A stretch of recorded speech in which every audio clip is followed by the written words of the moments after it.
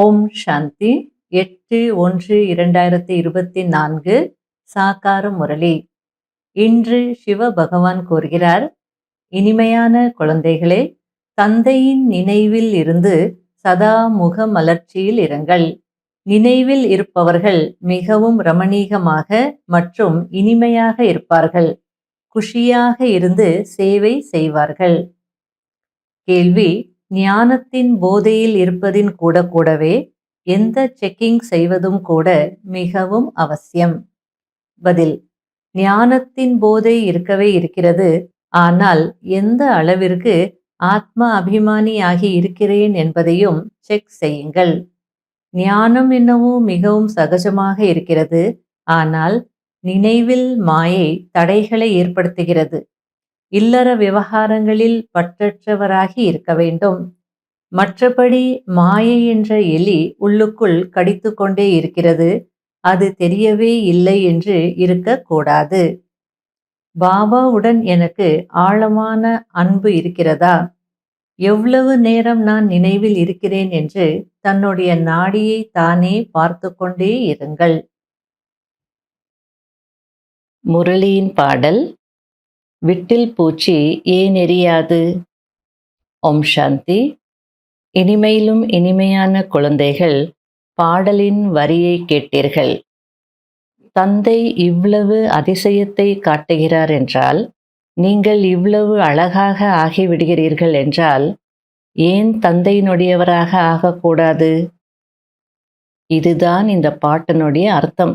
அதாவது, பாபா இவ்வளோ அதிசயத்தை செய்கிறார், எவ்வளோ அழகாக நம்மை மாற்றுறார் அப்படின்னா, ஏன் நாம் பாபாவினுடையவர்களாக ஆக மாட்டோம்? அல்லது அந்த ஜோதிக்கு அர்ப்பணமாக மாட்டோம்? அந்த தந்தை கருப்பில் இருந்து அழகாக ஆக்குகிறார். நாம் கருப்பில் இருந்து அழகானவர்களாக ஆகிறோம் என்று குழந்தைகள் புரிந்திருக்கிறீர்கள். அவர்கள் ஸ்ரீ கிருஷ்ணரை ஷியாம் சுந்தர் என்று சொல்லிவிடுகிறார்கள். இது ஒருவருடைய விஷயம் அல்ல. ஒரு கிருஷ்ணர் தான் ஷியாம் சுந்தர் இல்லை. நம்ம ஒவ்வொருவரும் கருப்பிலிருந்து வெள்ளையாக, அழகாக, ஷியாமிலிருந்து சுந்தரராக மாறிக்கொண்டிருக்கிறோம் அப்படின்றார். ஸ்ரீ கிருஷ்ணரை ஏன் கருப்பாக ஆக்கினார்கள் என்பதற்கு காரணம் இருக்க வேண்டும். பாம்பின் மீது நடனமாடினார் என்று காட்டுகிறார்கள். அப்படி ஒன்று நடக்க முடியாது. அதேபோல் ஆதிசேஷ நாகத்தின் படுக்கையில் நாராயணர் வீற்றிருக்கிறார் என்று காட்டப்பட்டிருக்கிறது. சித்திரங்களில் காட்டியிருப்பது போல் அப்படிப்பட்ட பாம்பின் படுக்கை எதுவும் இல்லை. இவ்வளவு நூற்றுக்கணக்கான பாம்பு முகம் இருக்குமா என்ன? எப்படியெல்லாம் படங்களை உருவாக்கி இருக்கிறார்கள். இவை அனைத்தும் பக்தி மார்க்கத்தின் படங்கள். உங்களை தவிர வேறு யாரும் இதனை புரிந்து கொள்ள முடியாது. அவர்கள் அனைவரும் பகவானிடம் பலனை அடைவதற்காக பக்தி செய்கிறார்கள். பலன் என்பது ஜீவன் முக்தியாகும். எனவே இவை அனைத்தும் புரிய வைக்கப்படுகிறது. அதாவது பகவானிடம் என்ன அடையணுன்றது கூட மக்களுக்கு தெரியாது. ஆனால் பக்தி செய்துட்டு இருக்காங்க. ஆகையால பாபா நமக்கு புரிய வைக்கிறார். பகவானிடம் என்ன அடையணும்? பிராப்தி, ஜீவன் முக்தி அடையணும். அதனால நீங்க புரிஞ்சுக்கிட்டு மற்றவங்களுக்கும் புரிய வைங்க அப்படின்றார். இப்போது 5 தத்துவங்கள் எவ்வளவு நஷ்டத்தை ஏற்படுத்துகிறது. அங்கே இயற்கை முழுமையாக சேவகன் ஆகிவிடும். அதாவது நமக்கு கீழ்ப்படிந்து இருக்கும். ஆகையால் துக்கத்தின் விஷயம் எதுவும் இருக்காது. இதுவும் உருவாகி உருவாக்கப்பட்ட நாடகத்தின் விளையாட்டாகும். சிவ்பாபா பாரதத்தில் வந்து சொர்க்கத்தை உருவாக்கினார். இப்போது மீண்டும் உருவாக்கி கொண்டிருக்கிறார். பிரஜைகளாக ஆகக்கூடியவர்களின் புத்தியில் எதுவும் பதியாது. ராஜ்யத்தை சேர்ந்தவர்கள் நாம் சிவ்பாபாவின் குழந்தைகள் என்பதை மிக சரியாக புரிந்து கொண்டிருப்பார்கள். பிரஜாபிதா பிரம்மாவும் இருக்கிறார். ஆனால் விடுவிப்பவர் ஞானக்கடல் ஒரு தந்தைதான். விடுவிக்கக்கூடியவர் ஞானக்கடல் என்று பிரம்மாவை சொல்ல மாட்டோம். பிரம்மாவும் கூட அவர் மூலம் விடுவிக்கப்படுகிறார். ஒரு தந்தைதான் அனைவரையும் விடுவிக்கிறார். ஏனென்றால் அனைவருமே தமோ பிரதானமாக இருக்கிறார்கள். இது ஞானம். இதனை தினந்தோறும் படிக்க வேண்டும். பயத்தின் காரணமாக படிப்பை படிக்காமல் இருப்பது சரியல்ல. பிறகு கர்மபந்தனம் இருக்கிறது என்று சொல்கிறார்கள். அதாவது ஒரு சிலர் ரெகுலராக படிக்கிறதில்ல. அதுக்கு காரணம் பயம். வீட்டில் உள்ளவங்க என்ன சொல்லுவாங்களோ, அல்லது வெளியில் சொந்தக்காரங்க என்ன சொல்லுவாங்களோ, யாராவது ஏதாவது சொல்லிட்டா என்ன பண்ணுறது அப்படின்னு பயப்படுறாங்க. ஆகையால் கர்ம பந்தனம் இருக்குது, என்ன பண்ணுறது அப்படின்னு சொல்கிறாங்க. அதனால பாபா புரிய வச்சிட்டு இருக்கிறார், பயத்தின் காரணமாக இப்படியெல்லாம் படிக்காமல் இருப்பது சரியில்லை. பாபா பக்தி மார்க்கத்தினரையும் திருப்திப்படுத்துகிறார். ஞானம் எடுக்கவில்லை என்றால் அவர்களுக்கு பக்தியும் நல்லதுதான். எப்படியோ மனிதர்கள் திருந்துகிறார்கள் அல்லவா? திருட மாட்டார்கள், கெட்ட காரியங்கள் செய்ய மாட்டார்கள். பகவானுடைய பஜனை செய்பவர்களை பற்றி ஒருபோதும் தவறாக பேச மாட்டார்கள். அதாவது இந்த இடத்துல பாபா என்ன புரிய வச்சிட்டு இருக்கிறார் அப்படின்னா, எல்லாரும் ஞானத்துக்கு வர மாட்டாங்க. ஞானத்தை அவங்க எடுத்துக்கல அப்படின்னா பக்தி செய்யட்டுமே, அதுவும் நல்லது தானே. எப்படியோ கொஞ்சம் திருந்துறாங்க, மாறுறாங்கன்னா நல்லது தானே. நல்ல பக்தி செய்கிறவங்கன்னா அவங்களுக்குள்ளேயும் நல்ல பண்புகள் இருக்கும். திருட மாட்டாங்க, பொய் சொல்ல மாட்டாங்க. அல்லது பஜனை செய்கிறாங்கன்னா அவங்கள பற்றி யாரும் தப்பாக பேசுறது இல்லைல்ல, மதிப்பாக பார்க்குறாங்கல்ல. ஆகையால் இந்த விஷயத்தை நல்லா புரிஞ்சுக்கணும். நம்ம வீட்டில் கூட யாராவது ஞானத்துக்கு வரல அப்படின்னா, நீங்கள் ஞானத்துக்கு வந்துட்டீங்கன்றதுனால அவங்கள பக்தியை விடுங்கன்னு சொல்லக்கூடாது.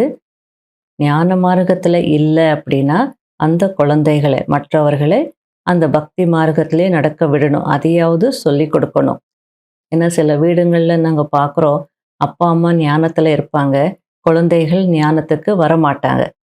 அப்போ இவங்க அவங்களுக்கு பக்தி கூட சொல்லி கொடுக்கறதில்ல. அப்போ அந்த குழந்தைங்களுக்கு ஞானமும் இல்லாமல் போகுது, பக்தியும் இல்லாமல் போயிடுது. இது சரியில்லை. ஞானத்துக்கு வரணும், வரலைன்னா அவங்க பக்தியாவது செய்யணும். ஆகையால் நீங்கள் அவங்கள பக்தி செய்ய விட்டுடணும். அட்லீஸ்ட் அந்த வழியாவது அவங்க கடைப்பிடிக்கணும். சிவ்பாபாவின் குழந்தையாக ஆகினார்கள் என்றால் திவாலாக மாட்டார்கள் என்பதில்லை. கடந்த காலத்தின் கர்ம கணக்கின் காரணமாக திவாலாகிறார்கள். ஞானத்திற்கு வந்தால் கூட திவாலாகி விடுகிறார்கள்.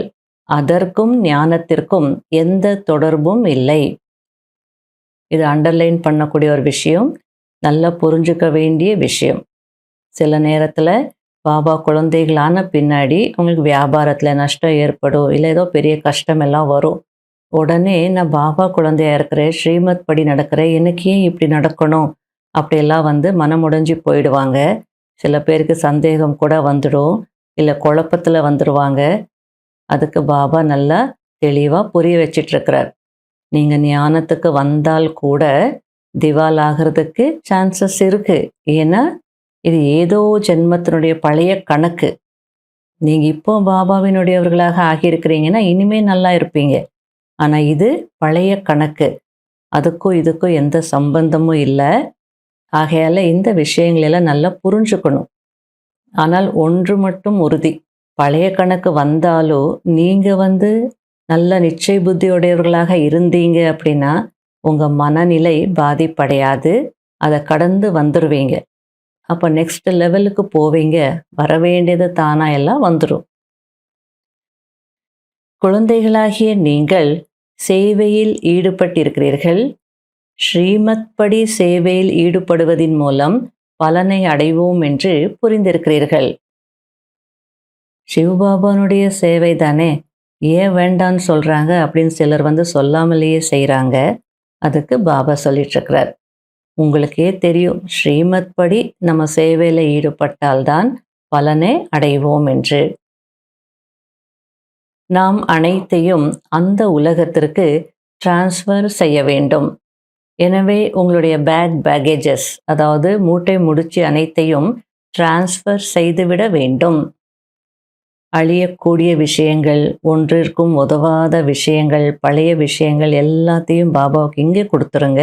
அங்கே நீங்கள் சத்தியுகத்தில் கால் வச்ச உடனே எல்லாமே உங்களுக்கு பல கோடி மடங்கு அதிகமாக எல்லாமே கிடைக்கும் அப்படின்றார். அதனால் ட்ரான்ஸ்ஃபர் செய்திருங்க. நீங்கள் டைரெக்டாக கொண்டு போக முடியாது. இங்கே எல்லாத்தையும் பாபாவுக்கு கொடுங்க. அங்கே போன உடனே உங்களுக்கு எல்லாமே கிடைச்சிடும். எல்லாம் புதுசாக இருக்கும், சத்தோ பிரதானமாக இருக்கும், மகிழ்ச்சி தரக்கூடியதாக இருக்கும். ஆகையால் ட்ரான்ஸ்ஃபர் செய்திருங்க அப்படின்றார். ஞானத்தின் போதை எவ்வளோ இருந்தாலும் தேக அபிமானம் எவ்வளவு இருக்கிறது? ஆத்மா அபிமானி நிலை எங்கே இருக்கிறது? அதாவது நல்ல ஞானம் இருக்குது, ஞானத்தினுடைய போதையும் இருக்குது, ஆனால் தேக அபிமானமும் இருக்குது.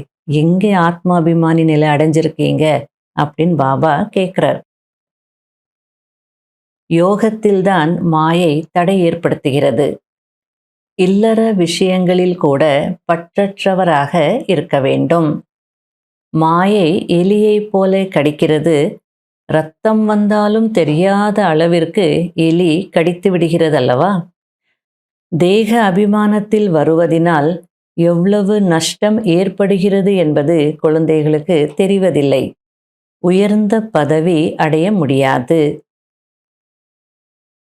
ஒவ்வொருவரும் அவரவர்களுடைய நாடியை பார்க்க வேண்டும். பாபா பார்க்க வேண்டியதில்லை. நீங்களே உங்களை பார்த்து கொள்ளுங்கள். நான் பாபாவை நினைவு செய்கிறேனா? பாபாவை போல சேவை செய்கிறேனா? என்னுடைய நினைவின் தொடர்பு பாபாவிடம் இருக்கிறதா? இரவில், அதாவது அமிர்த வேளையில் விழித்திருந்து பாபாவை நினைவு செய்கிறேனா? நான் நிறைய பேருக்கு சேவை செய்கிறேனா என்று பார்த்து கொள்ளுங்கள். பாபாவை மிகவும் அன்பாக, உயிருக்குயிராக எவ்வளவு நினைவு செய்கிறேன் என்று சார்ட் வைக்க வேண்டும். சிலர் நாங்கள் நிரந்தரமாக நினைவு செய்கிறோம் என்று நினைக்கிறார்கள். அது நடக்கிற காரியம் அல்ல. மேலும் சிலர் நாங்கள் பாபாவின் குழந்தையாக ஆகிவிட்டோம் தானே, அவ்வளவுதான் என்று நினைக்கிறார்கள். அதாவது ஒரு சிலர் நாங்கள் நிரந்தரமாக பாபா நினைவிலேயே இருக்கிறோம் அப்படின்னு சொல்கிறாங்க. அதுக்கு பாபா அப்படிலாம் இருக்கவே முடியாது, இது நடக்கிற காரியம் இல்லை என்றார். ஒரு சிலர் என்ன சொல்கிறாங்க அப்படின்னா, நாங்கள் தான் பாபாவினுடையவர்களாக ஆயிட்டோம், இனி எங்களுக்கு ஒரு பாபா தவிர வேற யார் இருக்காங்க, எல்லாம் பாபா தான், 24 மணி நேரம் பாபா நினைவு தான் அப்படின்னு சொல்கிறாங்க. இதெல்லாம் ஓகே தான், ஆனால் முக்கியமானது என்னன்றது பாபா புரிய வச்சிட்ருக்கிறார். ஆனால் தன்னை ஆத்மா என்று புரிந்து பாபாவை நினைவு செய்ய வேண்டும். பாபாவின் நினைவு இல்லாமல் வேலை செய்தால் பாபாவை நினைவு செய்வதில்லை என்று அர்த்தம். சதா பாபாவின் நினைவில் இருக்க வேண்டும். நினைவில் இருப்பவர்கள் சதா மகிழ்ச்சியாக இருப்பார்கள். அதாவது ஒன்று பாபாவை நினைக்கிறது அப்படின்னா பாபாவுடைய ஞானத்தை நினைக்கலாம், பாட்டை நினைக்கலாம், மேலாப்புல பாபா பாபா அதுவும் நினைவு தான். ஆனால் பாபா தன்னை ஆத்மா என்று உணர்ந்து, ஆத்ம உணர்விலிருந்து பாபாவை நினைக்கிறீங்களா, அதுதான் உண்மையான நினைவு. அப்போதான் குஷி இருக்கும். ஆகையால வேலை செய்யும் போது கூட பாபா நினைவு இருக்கணும் அப்படின்றார். ஞானக்கடல், அன்பு கடல், இது தந்தையின் மகிமையாகும். குழந்தைகளின் மகிமையும் இதேதான். யாரிடமாவது கோபப்படுகிறீர்கள் என்றால் சட்டத்தை கையில் எடுப்பது போல் ஆகும். பாபா எவ்வளவு இனிமையானவர்.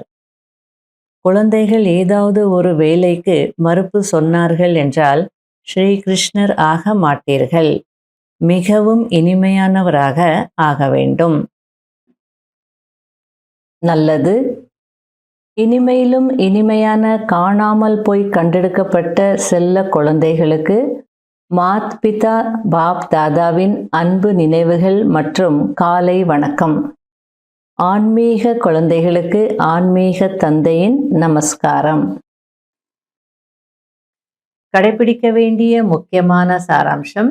முதல் பாயிண்ட், தன்னுடைய மூட்டை முடிச்சுகளை டிரான்ஸ்ஃபர் செய்து மிகுந்த குஷி மற்றும் போதையில் இருக்க வேண்டும். மம்மா பாபாவுக்கு சமமாக சிம்ஹாசனதாரியாக ஆக வேண்டும். உயிருக்கு உயிராக நினைவில் இருக்க வேண்டும். 2வது பாயிண்ட், பிறர் மீது இருக்கும் பயத்தினால் ஒருபோதும் படிப்பை விட்டுவிடக் கூடாது. நினைவின் மூலம் தன்னுடைய கர்ம பந்தனத்தை லேசாக்க வேண்டும். ஒருபோதும் கோபத்திற்கு வசமாகி சட்டத்தை கையில் எடுக்க கூடாது. எந்த சேவைக்கும் மறுப்பு சொல்லக்கூடாது. வர்தானம், ராயல் மற்றும் எளிமை, இந்த இரண்டின் சமநிலையின் மூலம் காரியங்களை செய்யக்கூடிய பிரம்மா தந்தைக்கு சமம் ஆகுங்கள். எப்படி பிரம்மா தந்தை சாதாரணமாக இருந்தார், மிகவும் ஹையாகவும் இல்லை, மிகவும் லோவாகவும் இல்லை. ஆரம்பத்தில் இருந்து இதுவரையிலும் பிராமணர்களின் நியமம் இதுதான். அதாவது மிகவும் சாதாரணமாகவும் இருக்கக்கூடாது, மிகவும் ஆடம்பரமாகவும் இருக்கக்கூடாது. இடைப்பட்ட நிலையில் இருக்க வேண்டும். இப்போது சாதனங்கள் நிறைய இருக்கிறது, சாதனங்கள் கொடுக்கக்கூடியவர்களும் இருக்கிறார்கள். இருந்தாலும் இடைப்பட்ட நிலையில் இருங்கள். இங்கு ராஜாக்களின் சொகுசு இருக்கிறது, அதாவது லக்ஸுரியாக இருக்கிறது என்று யாரும் சொல்லக்கூடாது. எவ்வளவு எளிமையோ அவ்வளவு ராயல் தன்மை, இரண்டும் சமமாக இருக்க வேண்டும். ஸ்லோகன், மற்றவர்களை பார்ப்பதற்கு பதிலாக தன்னை பாருங்கள். மேலும் நான் என்ன கர்மம் செய்கிறேனோ என்னை பார்த்து மற்றவர்களும் செய்வார்கள் என்பதை நினைவில் வையுங்கள். ஓம் சாந்தி. இன்றைய அவ்யக்த சமிகை. இப்பொழுது உங்களுடைய அனைத்து செயல்களும் அல்லது காரியங்களும் உயர்ந்த எண்ணங்களின் மூலம், செய்கைகளின் மூலம் நடக்க வேண்டும். எப்படிப்பட்ட லைட் ஸ்வரூபத்தில் இருக்க வேண்டும் என்றால், வீண் எண்ணங்கள், நேரத்தை வீணாக்குவது, இவை அனைத்தும் முடிந்துவிட வேண்டும். எது நடக்க வேண்டுமோ அந்த எண்ணங்கள் தான் உருவாக வேண்டும். அதாவது நம்ம எந்த காரியத்தை செய்யணுமோ அதை பற்றிய எண்ணம் மட்டும்தான் வரணும். மேலும் யார் செய்ய வேண்டுமோ அவர்களுடைய புத்தியிலும் இதை செய்ய வேண்டும் என்ற அதே எண்ணம் எழ வேண்டும். அப்போதுதான் இந்த சாகார வத்தனம் சூக்ஷ்ம வத்தனமாக ஆகும்.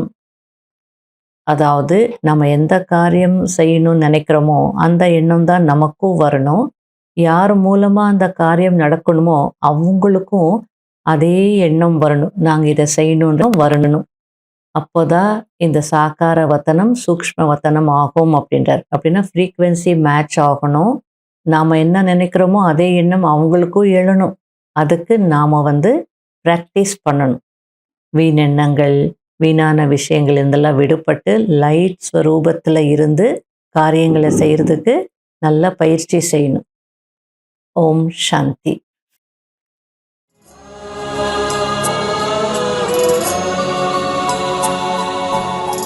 உயிரோ உருகுது உந்தன் நினைவில்தான், உயிரோ உருகுது உந்தன் நினைவில்தான், உயிரோ உருகுது உந்தன் நினைவில்தான்.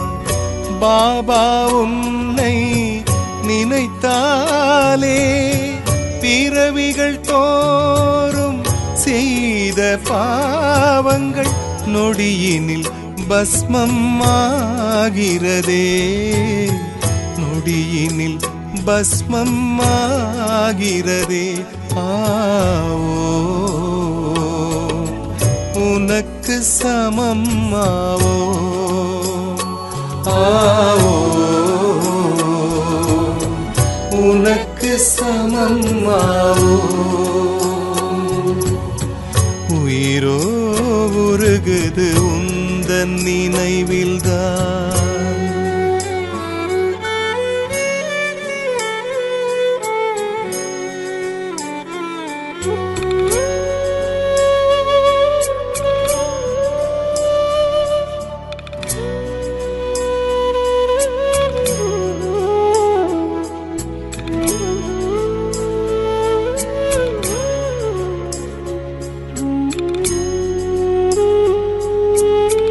லட்சியமின்றியே வாழ்ந்து வந்தேன் நான். உயர்ந்த லட்சியம் தந்தது நீயே. லட்சியமின்றியே வாழ்ந்து வந்தேன் நான். உயர்ந்த லட்சியம் தந்தது நீயே. உண்மை அன்பை தேடி அலைந்தேன். உன்னிடம் தான் அந்த அன்பை அடைந்தேன். உண்மை அன்பை தேடி அலைந்தேன். உன்னிடம் தான் அந்த அன்பை அடைந்தேன்.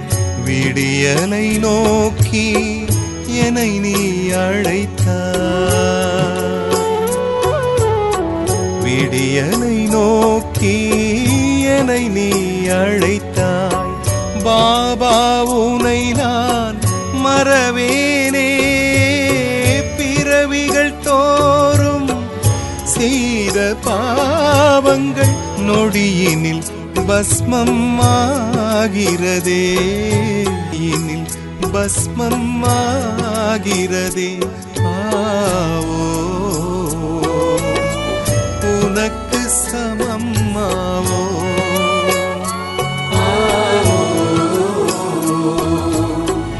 உனக்கு சமம் ஆவோ.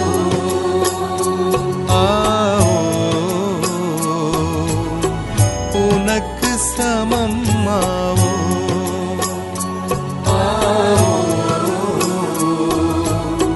உனக்கு சமம்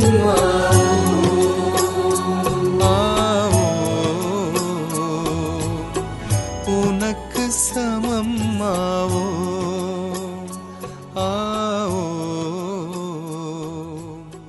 உனக்கு